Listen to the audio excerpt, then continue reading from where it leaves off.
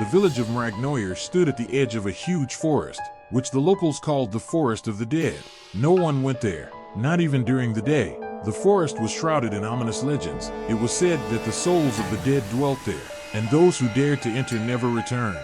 A young girl named Kira came to Mrachnoyar from the city to visit her aunt, who lived all alone after her husband's death. Kira had always loved nature and thought that village fears were just superstitions.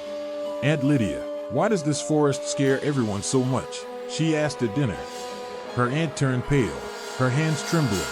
"Kira, don't you dare even think about going there," she said sternly. "The forest takes souls. There is no life there, only death." Kira grinned. "They're just fairy tales to scare the children." But Aunt Lydia looked at her with a seriousness that sent chills down her spine. "I've seen people go out there, and no one ever came back." The next day, Kira heard the village discussing the disappearance of a young boy named Arseny. He had gone into the forest to get firewood, but he had never returned home. The villagers gathered to search for him, but no one dared to go into the thicket. Kira, full of curiosity, decided to find out what was so special about this forest. She grabbed a flashlight and her phone and headed to the edge of the village where the Forest of the Dead began. When she reached the edge of the forest, a strange silence surrounded her. The birds that usually sang in the trees had fallen silent. The air was cold despite the summer day. "Well, let's see what's so scary," she muttered as she took the first step. The deeper she went, the stronger the feeling that someone was watching her. The forest was thick, and the trees seemed too tall and dead. Their branches looked like bony hands. Suddenly, Kira heard a rustling sound. She stopped, listening. The sound came from behind the trees, as if someone was moving slowly. "Arseny?" she called out, but there was no answer. The rustling was getting closer. Kira turned on her flashlight and pointed it in the direction of the sound. In the light of the beam, she saw a figure. It was a man, but his movements were strange, jerky, as if he had no control over his body. "Hey, is everything okay?" Kira shouted, but the figure didn't answer. It began to move closer, and Kira noticed that the man's face was dead pale and his eyes were empty, without irises. "This isn't funny," she shouted, stepping back. The figure stopped suddenly, and then raised a hand, pointing somewhere deep into the forest. "Go away, while you can," he whispered in a hoarse voice that sounded more like a squawk. Kira, gripped by panic, turned around and ran back. She heard footsteps behind her, but didn't dare turn around. As she ran out of the forest, her legs were shaking and her breathing was hitching. But when she looked back, she saw that there was no one at the edge of the forest, only the shadows of the trees, which seemed ominous to her. Back home, Kira told her aunt what she had seen in the woods. Aunt Lydia turned pale and crossed herself. Aunt Lydia turned pale and crossed herself. "You saw one of them," she whispered. "Who?" Kira couldn't calm down. "The ones who went into the forest and never came back. They are no longer human.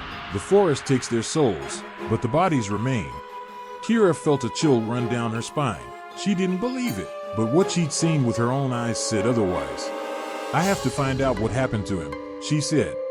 "You don't realize what you're getting into." Her aunt took her hand. The forest does not let go of those who seek answers. But Kira had already made up her mind. She would return to the forest to find out the truth about the missing Arseny and what lurked in its gloomy thicket. Kira couldn't sleep. Aunt Lydia's words about people being taken by the forest echoed in her head. The vision of that strange man with the empty eyes kept her awake. She felt she had to go back, despite all the warnings. In the morning, when her aunt left for the market, Kira packed her backpack with a flashlight, a knife, and a bottle of water. She knew she was taking a risk, but her curiosity was stronger than her fear. "I have to find out the truth," she said to herself as she looked at the forest.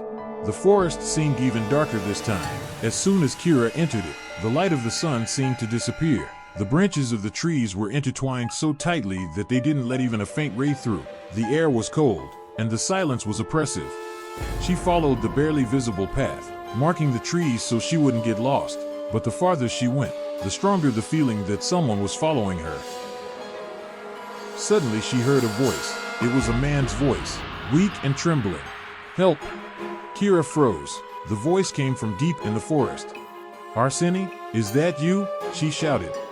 There was no answer, only the rustle of leaves. Kira walked towards the sound, trying not to make any noise. After a few minutes she came to a small clearing. There she saw the old camp, an extinguished campfire, scattered belongings, and a torn tent.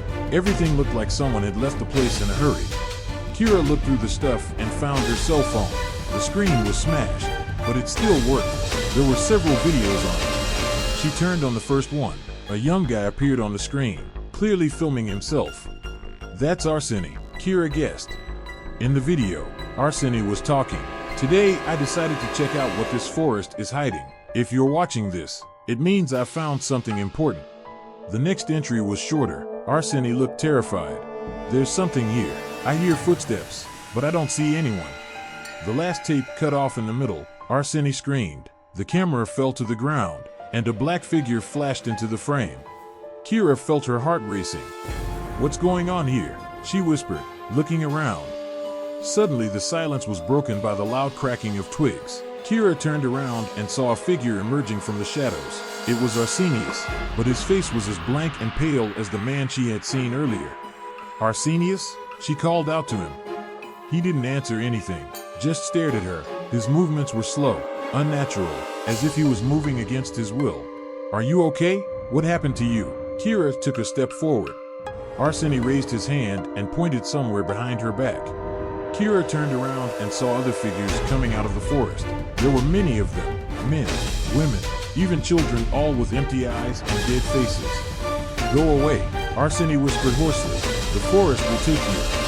Kira felt panic overwhelm her. She rushed to run, but the dead began to move after her. Their steps were slow, but it was as if they knew where she would run. Kira ran without seeing the road. She could hear the rustling and crunching of branches getting closer and closer. The branches scratched her arms and face, but she didn't stop. When she finally ran out of the forest, the sun was already setting. She turned around, but the figures had stopped at the edge of the trees. They didn't come out of the forest, only stared at her with their empty eyes. Kira collapsed to the ground, breathing heavily. She realized that the forest really does take those who go too far. But why? What kind of power ruled this place? And how to help those who were already its prisoners? She knew she had to go back to find the answers. Kira sat on the doorstep of Aunt Lydia's house, looking out at the forest that now seemed like a living thing to her. She knew that something ancient and sinister lurked within, but her thoughts were still on her mind. Arseny was still there, like the others who had become prisoners of the forest of the dead. You can't go there again, Aunt Lydia said firmly, noticing that Kira was packing her backpack again. I saw him, Auntie, Kira replied, tying her shoelaces. He's still there, and so are the others. If I don't try, who will? No one, because no one comes back. Lydia took her hand, but Kira gently pulled away. She had already made her decision. Before she left, Kira remembered that her aunt had once mentioned the history of this forest. Auntie, what do you know about the past of this place? Why did it become like this? She asked. Lydia sighed, lowering her gaze. It was a long time ago, long before us. They say there was a sorcerer who lived in the forest. He was powerful, but cruel. The people feared him and one day decided to banish him, but he cursed the forest, saying that the souls of those who entered would belong to him. Is that just a legend? Kira asked. I don't know, Lydia replied, but people disappear, and no one ever comes back the same. Kira wondered, if the curse was connected to the sorcerer, perhaps there was something somewhere in the forest that held his power. The next day, Kira entered the forest again. She took Arseny's found cell phone, a compass, and a small knife with her. This time she was ready to go all the way. The farther she went, the stronger the feeling became that the forest was watching her. The branches of the trees reached out as if trying to grab her, and the silence was so oppressive that even her own footsteps sounded frighteningly loud. After a few hours of wandering, Kira came upon an old house hidden among the trees. Its walls were covered in moss and its windows were boarded up. The house looked like it had been abandoned long ago, but there was a faint light coming from inside. She walked slowly to the door and knocked. There was no answer. Is anyone there? She asked, but her voice was drowned in silence. Kira opened the door and walked in. It was empty inside. Just an old table, a couple of chairs, and shelves stacked with strange objects, dried herbs, animal skulls, and books with strange symbols. On one of the shelves she found a diary. Its pages were ragged, but the text was readable. This forest is my prison. I bound myself to it to protect my power, but now I am its prisoner. Everyone who enters here becomes part of my world. Only the destruction of my heart will set them free. Heart? Kira whispered. She turned the page and saw the drawing. It was a black crystal surrounded by roots. Underneath it was the caption, "The root of evil is hidden in the heart of the forest." Kira didn't have time to finish reading the journal before she heard a creak. She turned around and saw the door of the house slowly open. A figure stood on the threshold. It was Arseny. "You're here again," he whispered, his voice hoarse. "Arseny, can you help me?" Kira asked, rising. But he didn't answer. His eyes, still as blank, looked straight at her.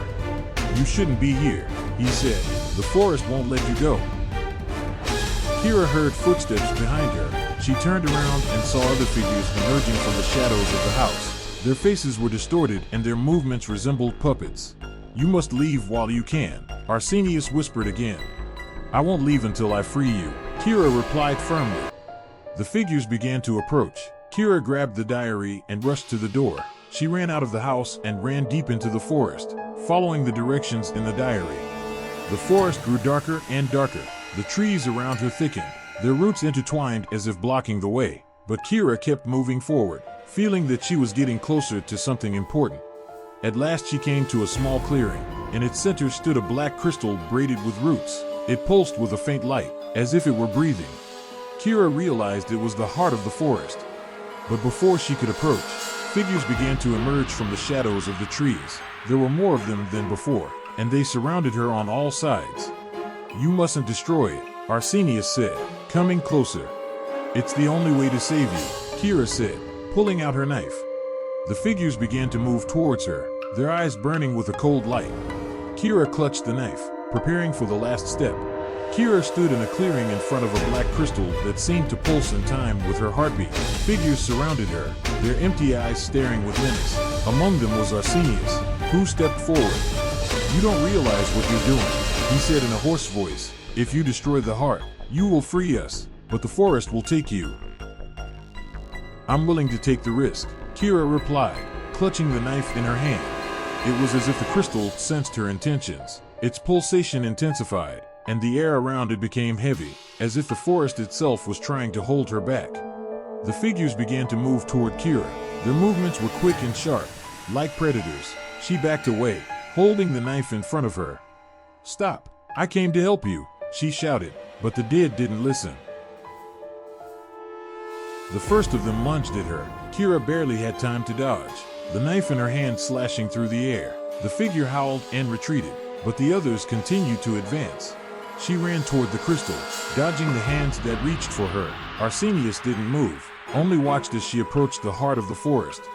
Kira reached the crystal and picked up the knife. She felt a strange force try to push her away, but she gathered all her will and struck. The knife sank into the crystal's surface with a crack. A bright light erupted from it, blinding her. The crystal began to crack, emitting a low rumble that grew louder and louder. "No!" the figures screamed, their voices merging into one.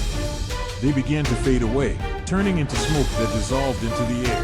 Kira saw Arseny begin to melt, too, but his face became calm, as if he had finally found peace. "Thank you," he whispered before disappearing. As the crystal completely shattered, the forest began to change. Trees that looked dead before began to come to life. The sun broke through the thick crown, filling the clearing with warmth. But Kira felt her strength leaving her. She fell to her knees, feeling that the forest was really taking her, just as Arseny had warned. "I did it," she whispered, closing her eyes. Kira woke up at the edge of the forest. The sun was shining brightly and the air was fresh. She looked around and realized that the forest no longer seemed ominous. The villagers had gathered around her. Aunt Lydia, hugging her, was crying.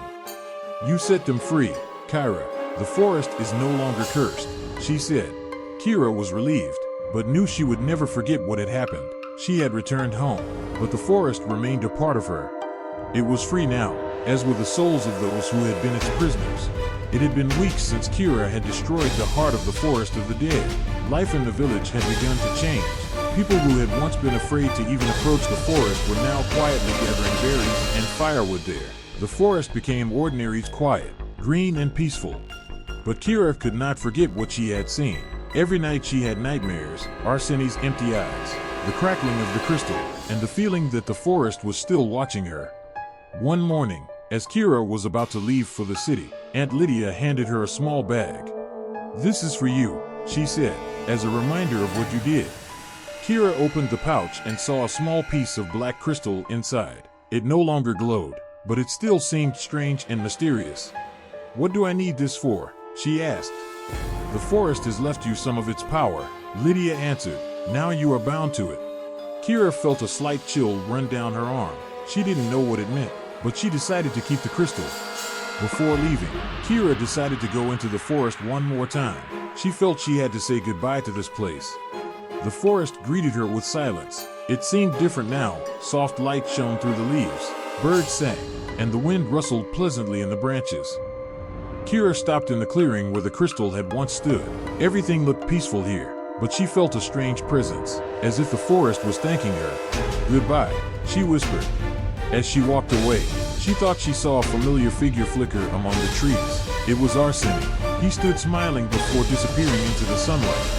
Back in the city, Kira started a new life. She studied stories of forests, ancient curses, and the forces of nature. Her interest in the world grew stronger, and her desire to protect nature grew deeper. The piece of crystal was always with her as a reminder that even the darkest places could be freed by light.